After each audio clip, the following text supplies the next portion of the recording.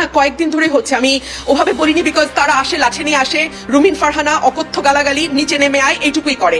আজকে যেটা হয়েছে 11:30টা 12:30টার সময় ওরা গেট এমন জোরে ঝাঁকি দিয়েছে যে আমার মনে হচ্ছে গেট ভেঙে ফেলবে। তারপর ওরা সবগুলো লাইট ভেঙে ফেলছে আমাদের গেটের। সিসিটিভি ক্যামেরা ছিল মার্কেটের, মাল্টিপ্ল্যান কম্পিউটার মার্কেট, ওই মার্কেটের সিসি ক্যামেরা ভেঙে ফেলছে।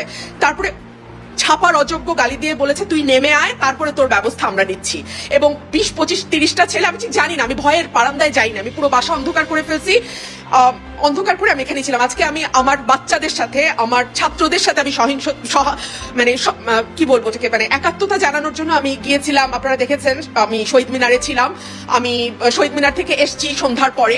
এবং আমি আসলে পালাবো না। আমি জানি অনেকেই বাসা ছেড়ে অন্য কোথাও আছেন, আমি জীবনে কোনোদিন বাসা ছেড়ে অন্য কোথাও থাকি নাই, আমার বাবাকেও আমি পালাতে দেখি নাই, আমিও পালাবো না। আর আমি আমার 86 বছরের মাকে নিয়ে থাকি, একা থাকি, আমি আল্লাহর দিকে ভরসা করে থাকি।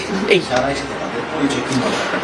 নিশ্চয়ই এটা বিরুদ্ধ পক্ষের কেউ, আওয়ামী লীগের কেউ, যুবলীগ, ছাত্রলীগের কেউ, বা তাদেরকে আসলে রাজনীতিবিদ বলাটাও রাজনীতিকে অনেক বেশি, মানে তাদেরকে সম্মান দেওয়া হয়। তারা আসলে গুন্ডা পান্ডা এরকম মোটা মোটা লাঠি হাতে যেভাবে তারা গেট ঝাঁকিয়েছে, যেভাবে তারা লাইট ভেঙেছে, যেভাবে তারা একজন নারীকে বিচ্ছিরি ভাষায় গালাগালি করেছে, ওদেরকে রাজনীতিবিদ আমি বলতে চাই না। আমি এ জগতে যারা নীতি কথা বলে তারা মানুষের কাছে দুশ্মন হয়ে যায়, সেটাই স্বাভাবিক। যেখানে কাঁধে কাঁধ মিলিয়ে বৈষম্য বিরোধী আন্দোলনকারী শিক্ষার্থীদের সাথে সারা বাংলাদেশের মানুষ সেখানে সামিল হওয়ার জন্য গিয়েছিলেন রুমিন ফারহানা। সেখান থেকে ফিরে আসার কিছুক্ষণ পর আওয়ামী লীগের একদল ক্যাডার বাহিনী ওনার বাসায় আক্রমণ চালায়।